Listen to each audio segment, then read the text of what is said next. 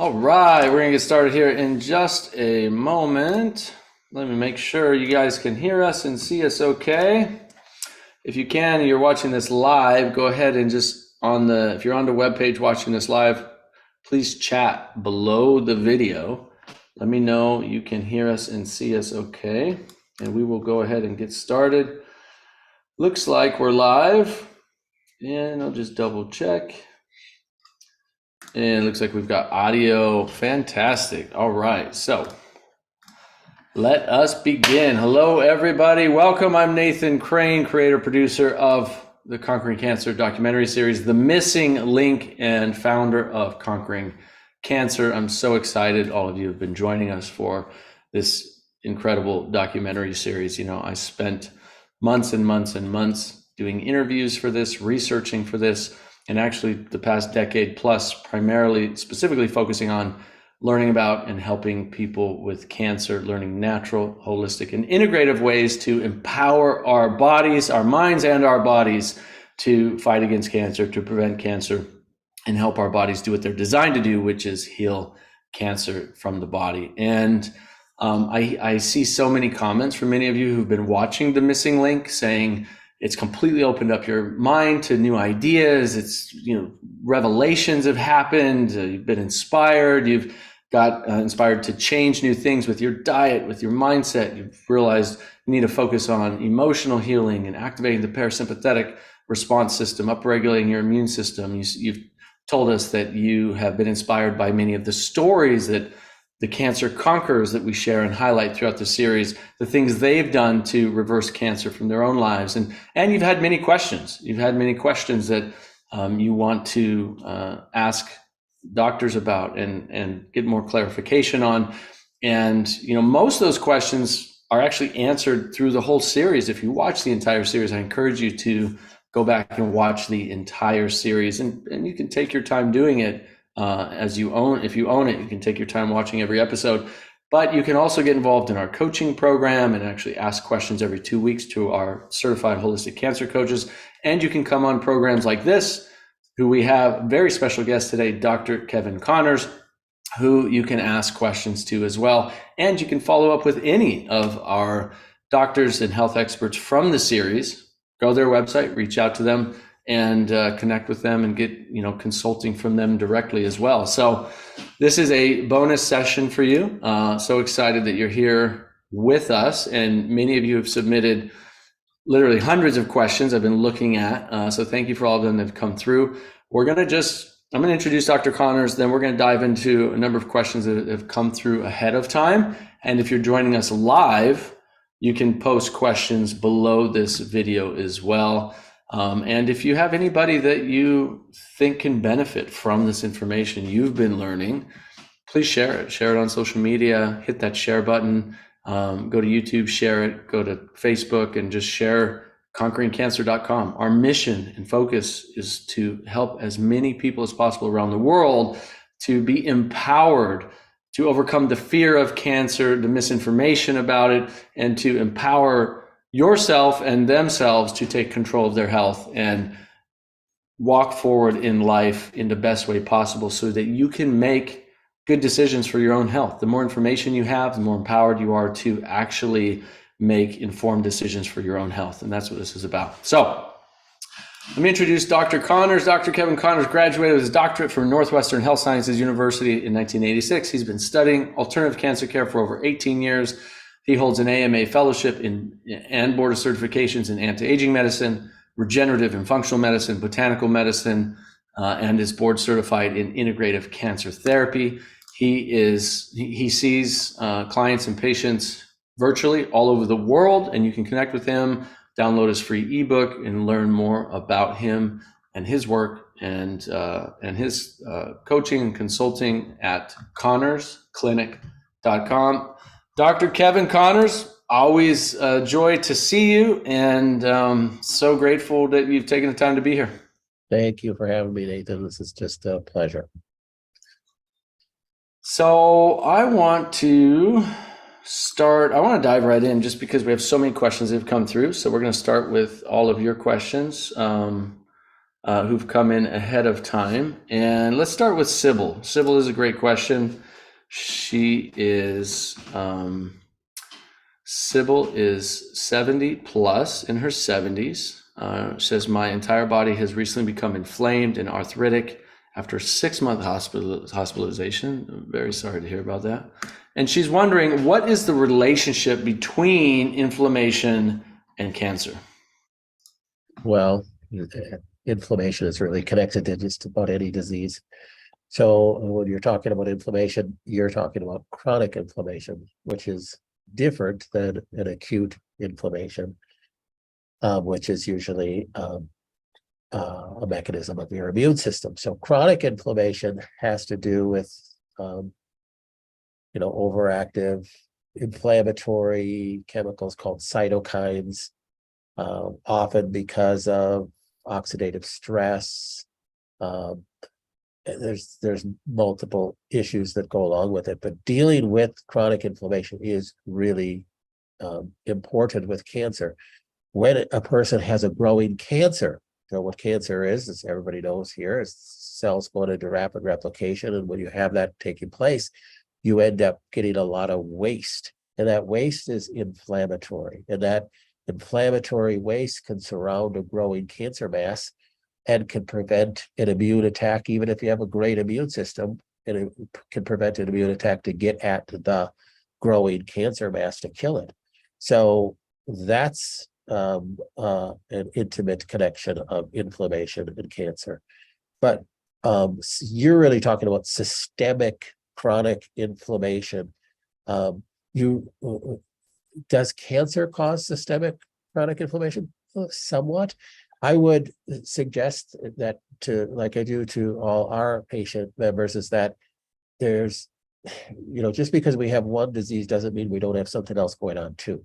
So you want to try to investigate other sources of that systemic inflammation. It's very common that a cancer patient also has an autoimmune disorder at the same time. Investigate that, do some antibody testing that you can, get to the root of that so you can start dealing with that. It's often when, we always want to talk about, treating cancer, and here's all these great herbs and mushrooms and all these great things. But sometimes when we start looking at causes, you have to get back, take a couple steps backwards in life and treat keeping to that example of that autoimmune disease that really was the spark of the cancer in the first place. So don't forget to dig deeper. When we're trying to treat cancer, we got to get rid of this cancer, but don't forget to look at other things and other sources and other causes. Yeah, there's also a really fascinating thing that happens, and a terrible thing that happens with chronic inflammation is the process of the repair and chronic inflammation is actually damaging, the process of inflammation is damaging the cells around that area. So, if it's a sprained ankle and your body sends a lot of, blood and it inflames the area to help heal it, after a few weeks, it's fine, or a couple of weeks or a few days, hey, the inflammation goes down, you're fine. But when you have something, it's an infection, a bacterial infection, a parasite infection, it's, some underlying chronic issue that's causing, it could be constant inflammatory foods in the diet, it could be constant, inflammatory products that you're putting on your skin. And, these could be parabens, for example, different things that might cause inflammation to the cells or damage the cells or kill off the mitochondria. That process of inflammation, where your body heals, it's inflamed, it heals, it's inflamed, it's damage repair, literally causes cancer. This is a known cause of cancer. So chronic inflammation in the body actually creates more cancer cells in the body. So as you said, really focusing on how do we get to the root cause of the inflammation so that we can help mitigate and stop that process. And there's a lot of things that we can do. Are you aware of modified citrus pectin? Do you use that at all with your patients? Oh, for sure. Yes. Yeah. That's, it basically helps, mitigate the galectin-3 protein, which is, above, that's upscale or upriver of the inflammatory process, right? So if you can actually reduce the galectin-3 released in the body, which leads to interleukins and different kinds of inflammatory cascades of chemicals in the body, you can reduce that inflammatory process, which I think is pretty fascinating as well. Right. All right, good. Thank you for that. That was fantastic answer. So inflammation, maybe you can share, since we're on inflammation, I'm sure everybody's can benefit from this. What are some of your top natural things that you do for patients to help reduce some of that inflammation? Well, your first go-tos with inflammation are, well, you talked about the petrosol products, but the flavonoids are your first go-to as well. So curcumin, resveratrol, white willow bark, green tea extract, those kind of things are super important for any type of chronic inflammation. Matter of fact, interesting with all the studies that came out with brain inflammation and post-concussive syndrome, millions and millions of dollars that were put into those studies.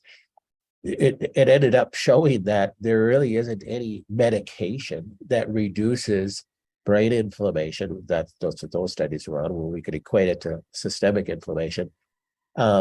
Anything like the flavonoids. So using those on a regular basis and dosing them correctly. Many people will say I'm on curcumin or I'm taking resveratrol, but they're taking it in the morning. Resveratrol has a very, very, very short half-life. And, if you take it at 8 o'clock in the morning, it's gone by noon. So you have no benefit the rest of the next 20 hours before you take it again. You need to split up the dosage of those things. They're water soluble. They flush out of your body quite quickly. So you need to, many people aren't taking a high enough dose and aren't breaking their dose throughout the day like they should. But you can have good effects with that. CBD, THC type products, well, we could talk about that, but those can be beneficial for inflammation. And again, I can't overemphasize looking for the cause, because we can be taking tons of stuff to help reduce inflammation, and if we haven't removed the cause or dealt with the cause, we're fighting a losing battle. Yeah, like let's say you have a parasitic infection, right? Or a bacterial infection, or you have heavy metals that you're drinking in your water every single day or something like that. And if you don't actually stop putting the stuff in or clean up the environment so that these things can be removed, you can throw all the supplements at it that you want, and you might get some benefit, but as you're saying, the problem's not going to go away. Yeah, absolutely. So getting to the root cause. And so what do you recommend for that? Do you do mostly like testing? Yes. Yeah, you have to do testing. You have to run some labs, get a good history. If you're talking about a person that has a history of cancer and they have a history of had done some conventional medicine like chemotherapy or radiation or something, that itself can be a root cause of chronic inflammation, because those chemicals have a half-life of probably 15 million years. They're not going anywhere in your body unless you pull them out of your body. So you need to support your detoxification pathways to get those things out of your body, or they just sit in the extracellular spaces or intracellularly in your fat cells somewhere else and are a constant stimulation of your immune response. And you end up with this inflammatory cytokine, typically IL-6, just ramped up, spewing inflammation into the area. So you have to work on supporting detox pathways to help pull that stuff out of your body, work on lymphatic drainage, work on sauna, work on, there's just tons of different avenues that you can support that. But digging to that cause is important. What are some of let's say initially you're working with a patient, because a medical doctor, let's say you go to an oncologist, conventional medical doctor, when they're taking labs and things like that, they usually aren't looking at nutritional deficiencies and parasitic or bacterial infections, or, they're not asking you questions like, do you have you tested your water, or do you have mold in the house? Like, they're not looking at the environmental toxins that can lead to cancer. Right? They're looking at more like, do you smoke? Do you drink alcohol? Those are good to know, because we know those can cause cancer, but they're not looking at a lot of the other underlying issues that people are faced with that they don't even know about. So what do you test and look for that's differently than, let's say, a conventional medical oncologist? Well, there's not going to be, great labs as far as showing inflammation in itself. So you have to get that from the patient's history. I have pain all over my body. They might have some swelling, but usually that's not an objective finding. So they have pain all over their body, and if it is correlating with lymphatic drainage, let's say they have pain in their lower extremities, common with post-chemo patients, and they have damage to the neurons and then neuropathy, then you could deal with that specifically. But if they have other labs to run, you can write just standard labs, you can see in some signs of inflammation through standard labs. But then you might look at interleukin 6, and you might look at CRP, right? Things like that. I mean, most people aren't going to run the cytokines, but CRP is a pretty standard test that you could get in any doctor's office. But that just tells you that you have some inflammation. Right. You can really ascertain that by the history. So then you want to run some functional medicine tests if you want to get to causes. So you might look at the gut and see if run a Cyrex-2 barrier profile. So you can see if there's damage to the gut barrier. Is there damage to the blood-brain barrier? Or is there a history of concussive issues? Is there a history of Lyme issues? Anything that could have crossed the blood-brain barrier. If a person, a lot of those things can be ascertained from the history too. If the person has, I had really bad pain in my left knee and I could hardly walk, and then 2 days later, that was fine, but it was then my right elbow. Okay, then that's an upper motor neuron lesion, meaning that's in the brain. So you got inflammation in the brain, and then you're having to work on that blood-brain barrier and decreasing the inflammation that's in the brain, looking at see if there's what's called microglial priming, looking at see if there's neuronal antibodies, and start working on healing those things. So that's what I mean about looking for the cause. Yes, you could have an active antigen, meaning an active viral infection, but typically on a chronic level, that's going to be less of an issue. You could have something like an Epstein-Barr that has been activated. You could have something like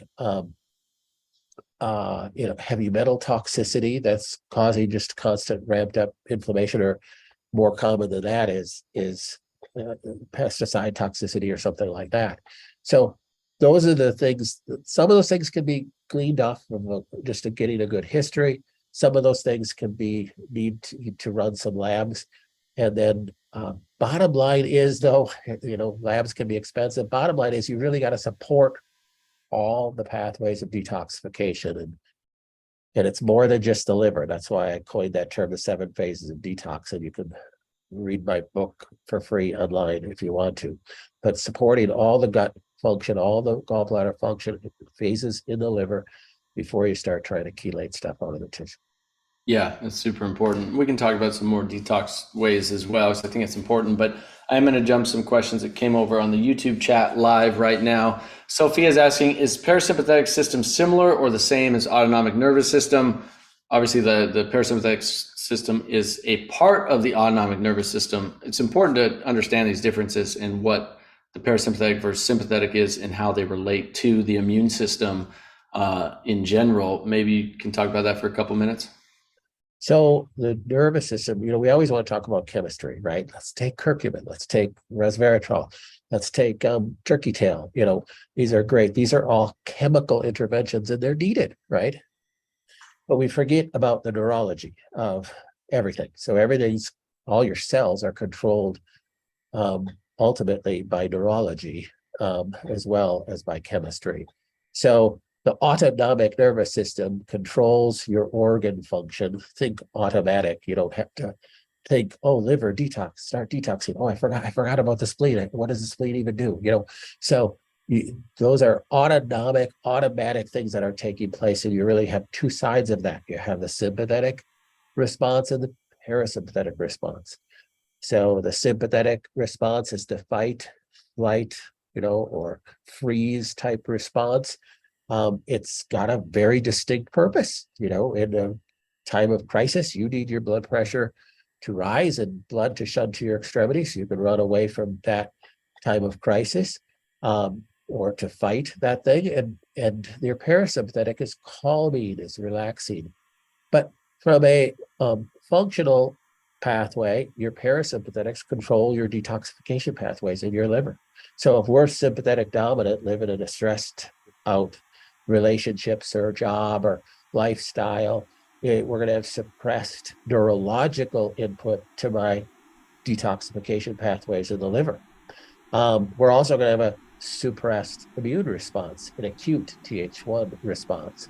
So in the event that I'm exposed to, pathogens, the chance of me getting sick is going to be greater if I'm in a sympathetic overdrive situation in my life. So I'm not going to be able to elicit an acute response to kill those pathogens.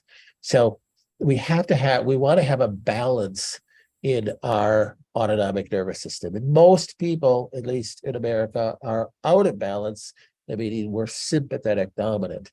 And these nervous systems are controlled by certain parts of the brain and the deep brain. And you can stimulate the parasympathetics, and you can do some exercises to calm the sympathetics. And if anybody wants those, I have a video on that on my site too, so they can get a free video on that. Yeah, the easiest way I think about it, specifically for cancer patients, is just think about one part of your body is designed to rest, repair, regenerate, heal, and another part of your body is designed to fight, to run, to have high intensity, to have strength for survival, or for, it's not only, I mean, we think of it fight or flight or freeze as survival, but it's also beyond survival, because we activate our sympathetic nervous system when we do high intensity exercise, right? Which is also has an amazing adaptive response on the body to actually increase our parasympathetic response and increase our ability to resist against infections and cancers and things like that. So there is, benefit to being in sympathetic. We don't, people often think, oh, sympathetic nervous system, the fight or flight, like that's bad, I got to stay out of that always. Not exactly. It's just, as you said, most people are out of balance. They're in a low grade sympathetic nervous system response like most of the time. And you know that because if you're stressed out, if you have anxiety, fear, depression, these kinds of emotions, activate the neurotransmitters and neurochemicals that can lead to that sympathetic nervous system response. And the problem with that, as you mentioned or alluded to, is that it is down regulating your immune system. It's down regulating your detoxification pathways. Why? Because your body thinks, hey, I need energy to fight or to run or to survive or to do something active, right? Lift something heavy, whatever. So I need the energy to leave my organs and go into my extremities. And so people don't realize when they're watching the news, they get pissed off in a car when someone cuts them off, and then they go home and they go to a job that they hate and they hate their boss and they're stressed out about that, and they go home and they're stressed out at home and they see their bills, and this constant battle of stress is literally preventing your body from healing itself.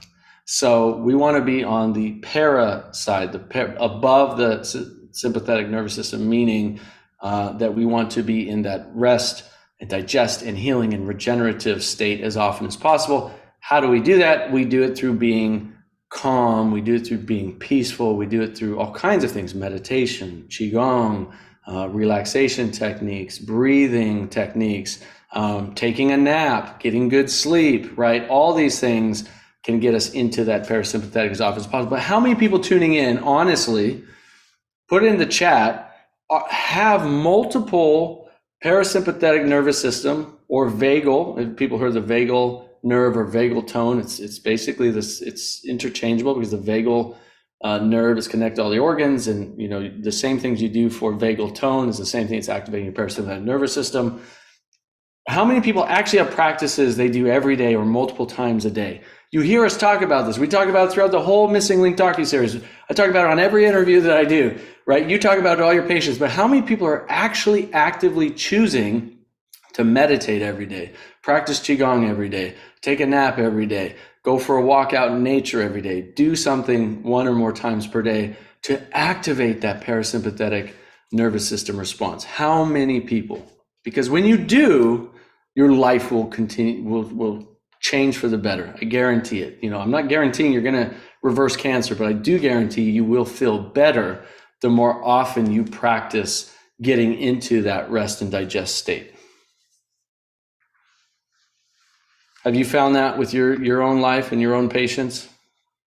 Oh, it's a crucial step that everybody has to do. We forget about the neurology, and that's to our own demise.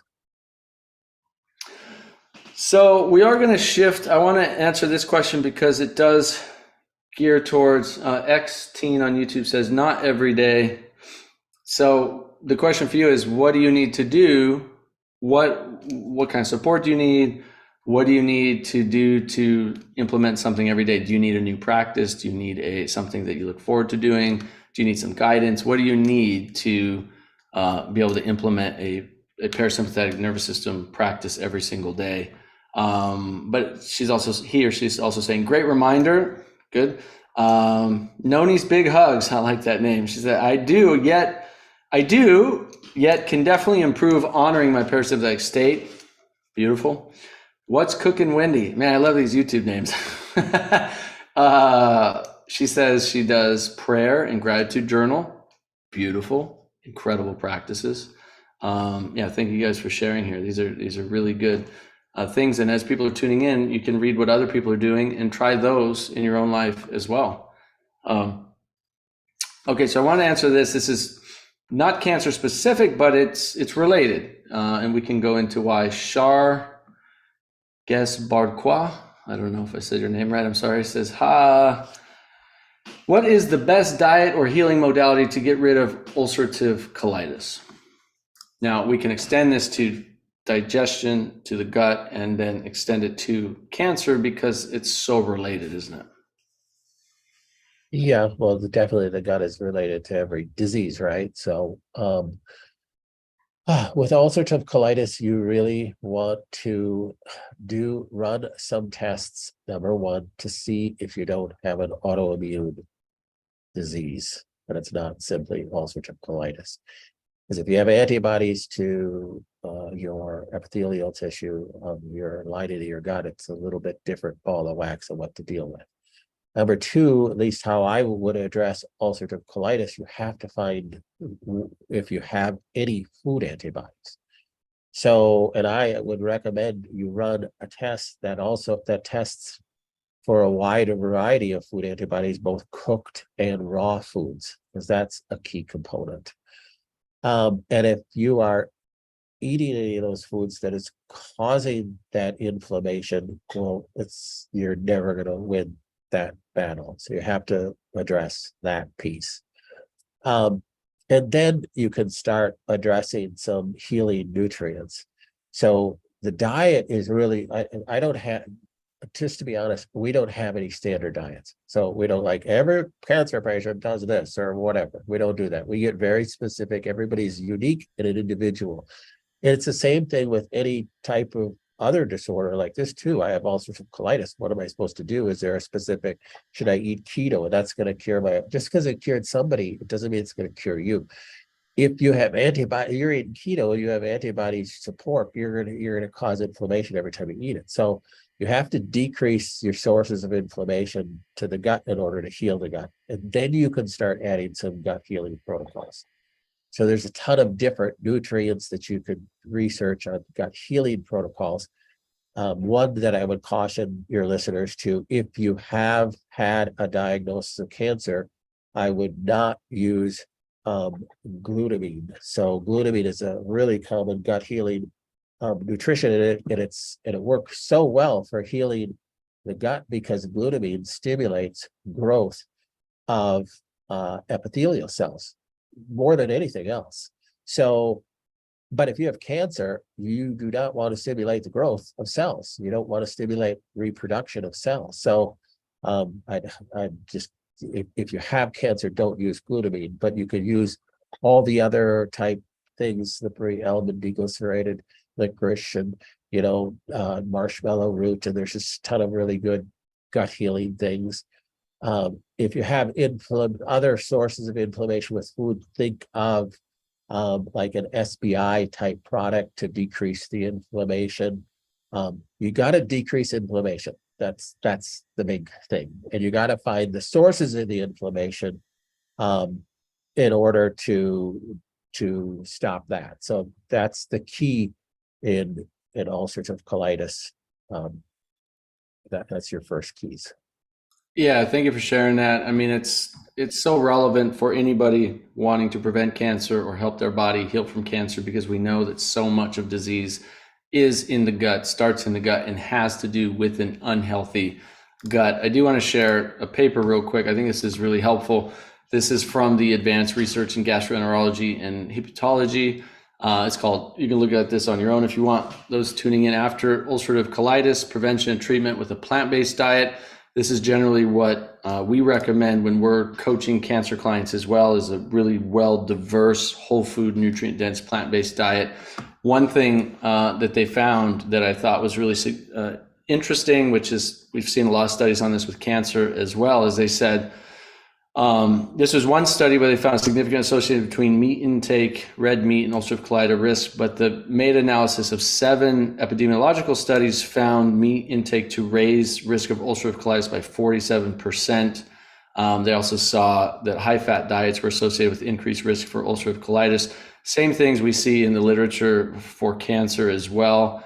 And then this makes a lot of sense in here, where, the butyrate and short chain fatty acids from plant-based diet, that's really important for healthy microbacteria in the gut, as well as the many functions. But the prebiotics in here, in your plant-based foods, they say right here that they say suitable diet should be high in prebiotics. Fortunately, prebiotics occur naturally in many plant foods because it's in the fiber, right? Some great sources of prebiotics are chicory, garlic, leeks, onion, asparagus, Jerusalem artichokes.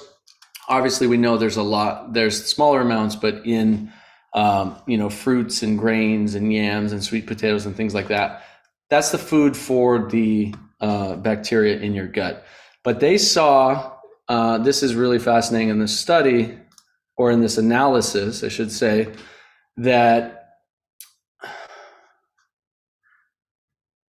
let's see, where is it? It was a plant-based diet can significantly reduce the risk of relapse in ulcerative colitis patients almost as effectively as the leading drug mesalamine, which I thought was pretty incredible. And there's a lot of, very similar things to other digestive issues and gut issues and gut health issues, as well as cancer, as well as heart disease, as well as diabetes. We see that having more plants, more nutrient dense plants in your diet can lead to better health outcomes. But you said something really important that I think is important, Dr. Connors, which is sometimes there's one plant, maybe it's corn, maybe it's wheat. Sometimes there's one grain or one culprit that you have in your diet, if you're eating a more plant rich or plant strong or plant-based diet, that is actually causing problems, causing inflammation, causing an immune response because of, it can be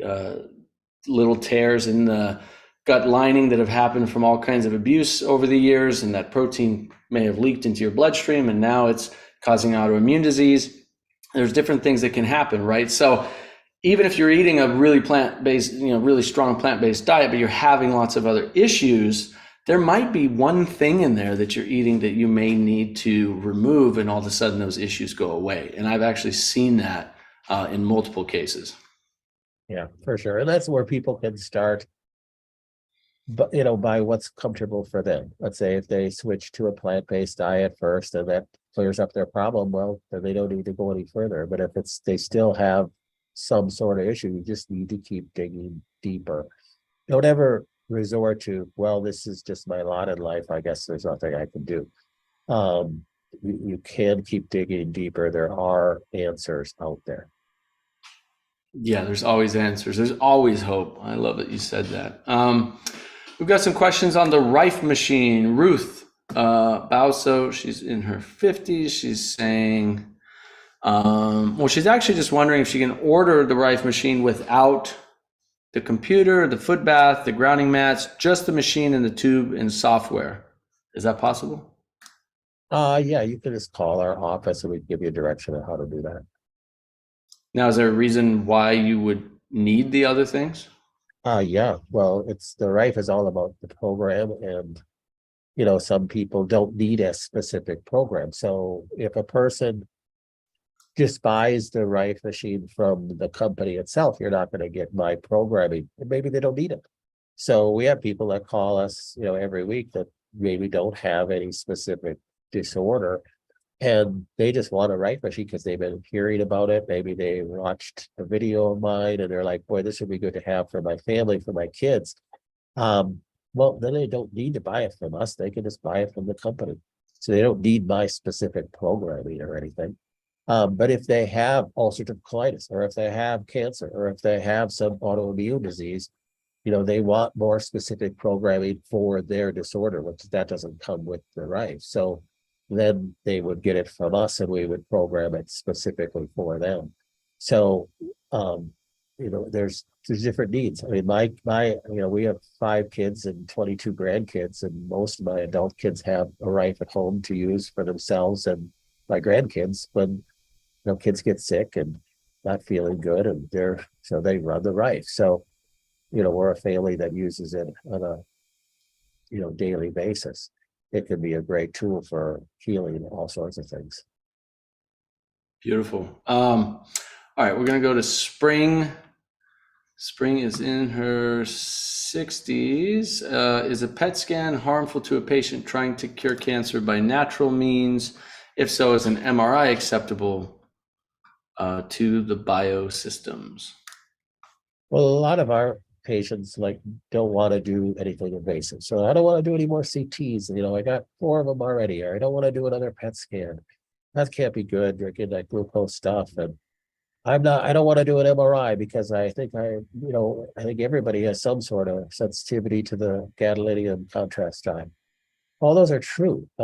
So I understand that. So when I tell patients, and I tell doctors too, you don't do a test unless you think it's going to change the way you treat the patient. And for a patient, you don't agree to a test unless you think it's going to change the way you're going to choose to treat it. So why would you do a PET scan? Well, if I think I have metastasis, somewhere in my body, and if I do, I'm going to choose to do, maybe what my oncologist is trying to get me to do, chemo or something like that. And I'm willing to do that if I did have metastasis, but then by all means, you better get the PET scan. But if your answer to that is, okay, well, if I asked you, if you knew you had metastasis all over your body, would you do the chemo that your oncologist is asking? And if your answer is, well, no, I ain't going to do that. Well, then why do the PET scan? So you do an invasive test if you're using it to change the course of treatment. If you're not going to change the course of your treatment, then don't do the invasive test. Don't do it just to satisfy your curiosity. So, but we have some members that are like, they're so anxious, even though they're not going to go that route. They're so full of anxiety that I tell them, well, then go do the test if that's going to calm your heart a little bit. So everybody's different. Everybody's got to make their decision, but you want to try to make it with wisdom. And I come from a Christian perspective. So I tell people you need to be praying about these decisions. These are big decisions. And they can lead you down a path that you don't want to go, or they can give you wonderful information that can help you. So, but everybody's an individual, and you really need to be praying about that. Absolutely. Let me see. We've got so many questions. Thank you guys for sending all these great questions in. Ashra is asking, is it dangerous for someone with cancer to take antioxidant supplements? Some research suggests that antioxidants can help cancer cells overcome their metabolic handicaps and proliferate even more. I don't think I've seen that evidence. Well, I do think there's some truth to that, but it depends on what you're using as a cancer treatment. So if you're using an oxidative cancer treatment, meaning chemotherapy, there's some natural oxidizing chemo treatments as well, like Protocell. Protocell is a natural cancer treatment, but it works through the oxidative pathway, so it's trying to oxidate. So understand, oxidation is a dangerous thing, right? We are exposed to oxidants all the time, and we have our own antioxidant system. Think intercellularly, their main antioxidant is glutathione. That's counteracting or negating the oxidation reaction from these oxidizing agents, which are typically chemicals and typically, I mean, truly poisons, really. And so we're trying to eat good vegetables. We're trying to take good supplements that have these antioxidizing properties that will help us counteract the dangers of oxidizing things in our environment. But sometimes you take a poison like chemotherapy to then try to kill a cell, because oxidizing agents kill cells, right? They can damage cell membranes and cause cell lysis and death of a cell. They can get inside of a cell and damage the DNA and be the cause of cancer. The number one cause of cancer is oxidizing agents. So then why would you not take, load up on antioxidants if you have cancer? Well, only if you're using an oxidizing treatment. Chemotherapy. If you're doing chemotherapy for at least the first 48 hours after administration of chemotherapy, my opinion only, you should not take antioxidants. But then after that, because that's when chemotherapy does its main job, is the first 48 hours after the administration of an IV chemotherapy. After that, it's just oxidizing your healthy cells and causing damage, and could cause further metastasis or another primary cancer, or just cell lysis and damage and sickness and damage to my neurons, causing neuropathy, causing brain fog. All those side effects of chemotherapy are due to the poisonous oxidizing effect of the chemotherapy to healthy tissue. So you want to protect that healthy tissue from those damaging oxidizing effects. Chemotherapy is only really going to do the damage to the cancer really within the first, 24, 48, 72 hours. And after that, it's just spreading out and damaging a healthy tissue. So proper use, maybe to answer this question best, proper use of antioxidants, I think, is the right thing to do. And so we have people go off their antioxidants if they're going to go and do IV chemotherapy for that 48-hour window, and then get back on them after that, because you want it to do its work. If a person's doing Protocell, people that are doing Protocell, you're doing it every 4.5 hours in the mid-range. So at the 2.5 hour mark, you can take your antioxidants. I know Protocell manufacturer says no antioxidants during this period, but I just still think that's the completely right approach. So that's where you have to look at it, at least. I think that's the best answer. Thank you. Senior Jean d'Arc, hopefully I said your name correctly, saying, if I can't afford organic foods, then what should I do? And I mean, so the question there, I see your question came before, and I also see you're on the live chat, so thanks for joining us. If you can elaborate on that, what you mean, because if you're eating like a plant-strong diet, for example, or a whole foods plant-based diet for that matter, and you're buying primarily real food, so this, whole food, not packaged stuff, not processed stuff. The processed organic is the most expensive in the store. But if you're buying greens and produce and veggies and beans and legumes and quinoa and organic soybeans, for example, these kinds of things, they're actually very, very affordable. I mean, you're talking pennies more in most cases. Like an organic banana might be 20 cents more. right? And yes, you are going to pay a little bit more throughout the month, but it's really not that much more when you add it up. If you're eating real food, now if you're buying a lot of frozen stuff and packaged stuff and boxed stuff, absolutely, it's way more expensive. And I don't recommend doing that. You don't have to go and buy the really expensive exotic dried goji berries from the Himalayas, you know, for $20 a pound. Like, it's not worth it. But you can go spend $20 and get, you know, pounds of fresh greens and beans and things like that, that'll last you a long time. So just want to give that a little bit of context there when you say you can't afford organic, what should you do?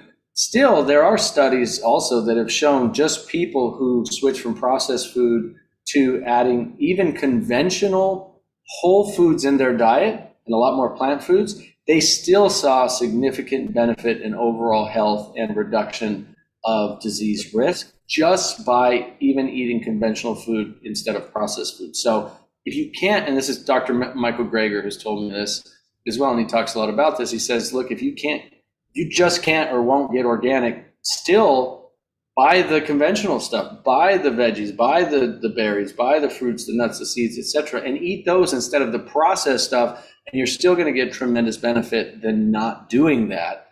But, you know, the things, you can look at the Dirty Dozen, the things that have the most glyphosate and the most pesticides and herbicides sprayed on them, and just buy those ones. You get a Dirty Dozen list online, very easy, and just buy the ones that have the most pesticides on them, buy those organic, and get the other things conventional if you need to. And then, you know, we know how powerful energy and prayer is. You can put that good energy and thoughts and prayer into that food, that it's going to heal and nourish your body.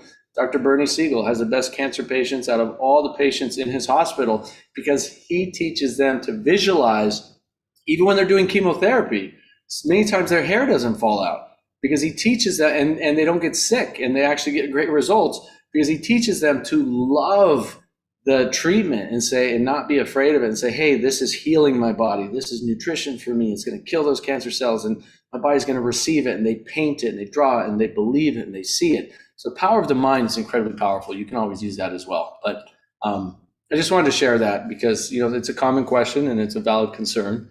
Anything you want to share on that, Dr. Connors? Yeah, to improve on that. That was good. All right. So Jacqueline's asking, what's the name of the test you use to determine what foods not to eat while you had cancer? Did you take a test? Well, so with our patients, we do a cheek swab test where I do kinesiology testing in the office.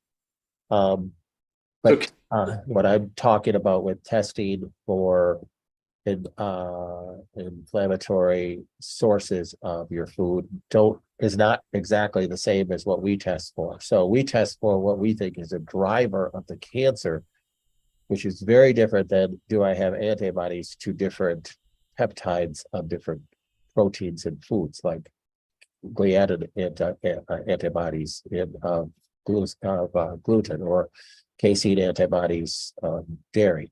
That's very different. So that test, you're looking for inflammatory markers, what's causing inflammation, what's causing gut inflammation, which could be causing systemic inflammation and certainly brain inflammation. We use a lab called Cyrex because they're the only lab that tests both cooked and raw foods. And that would be the Cyrex Array 10. If you're looking for our patients, members, then we get a cheek swab from them, and we do cheek swab testing for what I think is driving their cancer. Those are two very different things. So a person can have glutamine driving their cancer. They don't have any sensitivities and or antibodies to meat or animal protein or anything like that. But glutamine, they have to stay away from it because I think glutamine is driving their cancer. So when I take a person off of dairy, when they're a cancer patient of ours, a member of ours, and I take them off of dairy because I think that's driving their cancer. It's not because they have a dairy sensitivity. So those are very different things and very different tests. So you call our office and our staff can explain that to you as well. Christine is asking or saying, can you discuss any experience you've had of patients eschewing conventional treatment? I like that word, deliberately not choosing. So eschewing conventional treatment, and so not using conventional treatment and experiencing remission or significant curtailment of their cancer. Man, these big words, I love it. Curtailment, eschewing. Christine, I got to learn from you.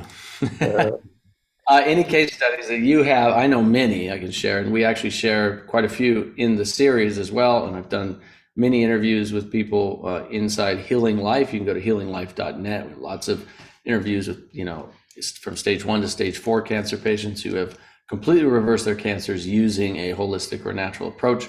But yeah, can you share anything from your end? well, we have a lot. I've been doing this since probably from the late 90s. So my first patient was a breast cancer patient who had breast cancer in both breasts, and she lived another 13 years. And they told her she had 3 months to live. She didn't do chemo.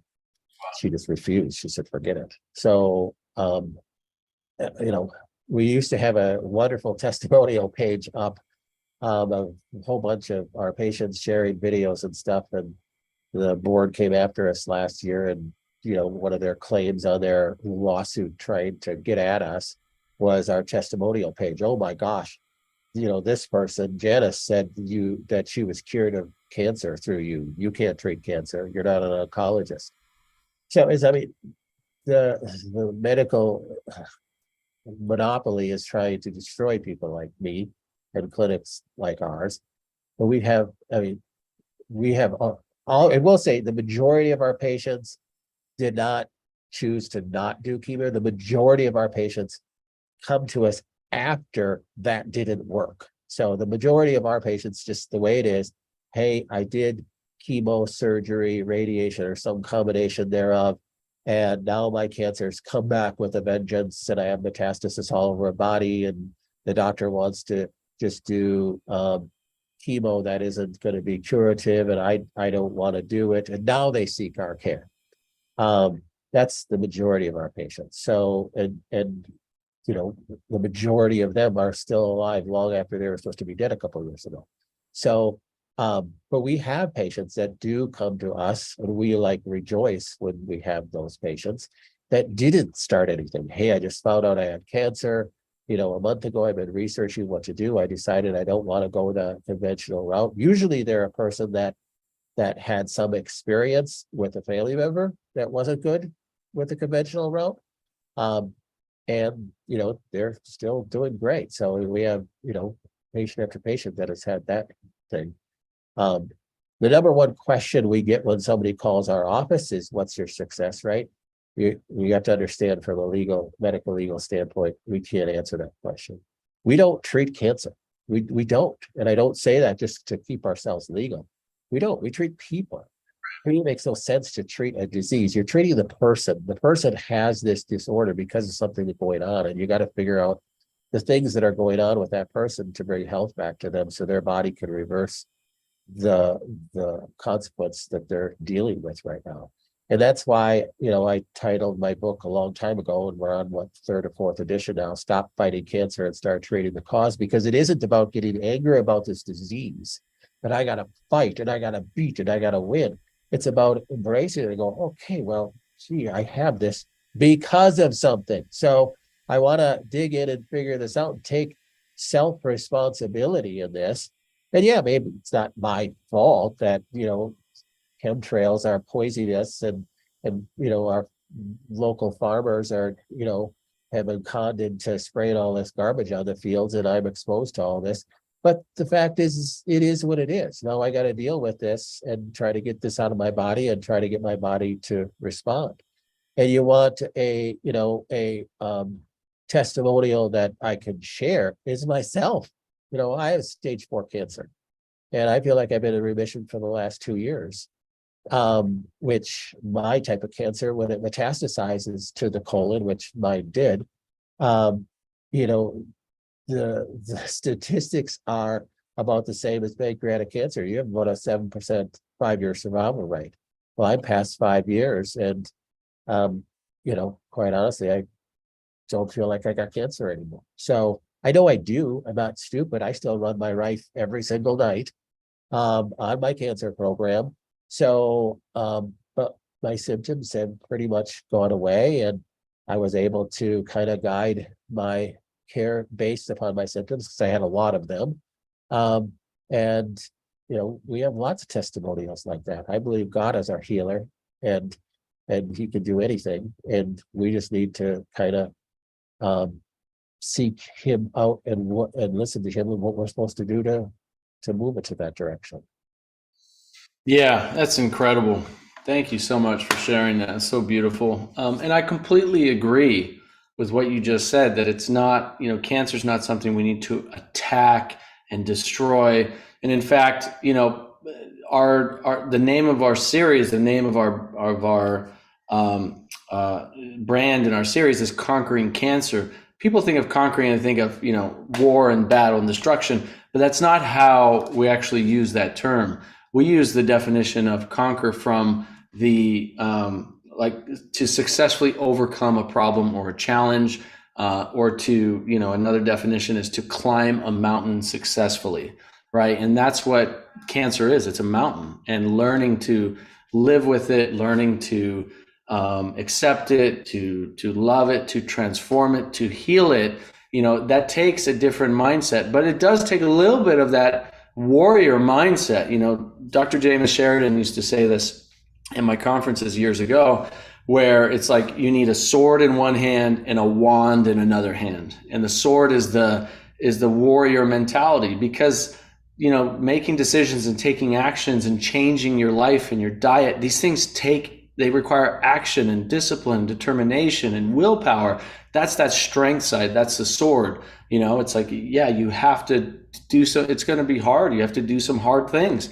But the wand is the magic side. It's the soft side. It's the peace. It's the love. It's the kindness, the compassion, the self-love, the forgiveness. You need that just as much as, if not more, to climb that mountain of cancer. And so I love that you brought that up. And it's not, our conventional approach is destroy cancer, kill it, murder it, cut it out, get it out of your body. But all it's going to do is, leave that environment the same way that it was, if not worse, for cancer to come back again. And we see that again and again and again and again, which is why you're seeing so many of these patients after the treatment didn't work, because 5-7 years later it came back. So, getting to that root cause, your book is a great tool for people. I recommend getting a copy. I have a copy of your book here on my bookshelf right behind me. And where can people get a copy of it? Is it still on Amazon, or what's the best place for them to get it?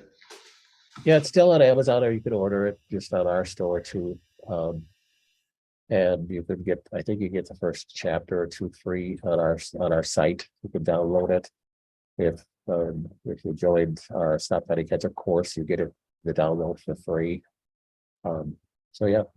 And that's connorsclinic.com. They can get Yes, connorsclinic.com. Yep. And if people want to consult with you, reach out to you, have a consultation, they can do that through there as well, right? Exactly. Well, there we go. Well, Dr. Connors, thank you so much. It's always a pleasure and joy to get to spend time with you, learn from you, and appreciate you sharing all your wisdom with our community here. So thank you so much. Thank you. Thanks for having me. Absolutely. Everybody, feel free to head over to connorsclinic.com. You can see all the great resources he has there. Again, please share this with as many people who you think can benefit from this information. And, we have a lot of great resources coming for you as well. So keep an eye out for your emails, and I wish you all so much health and happiness. Take care.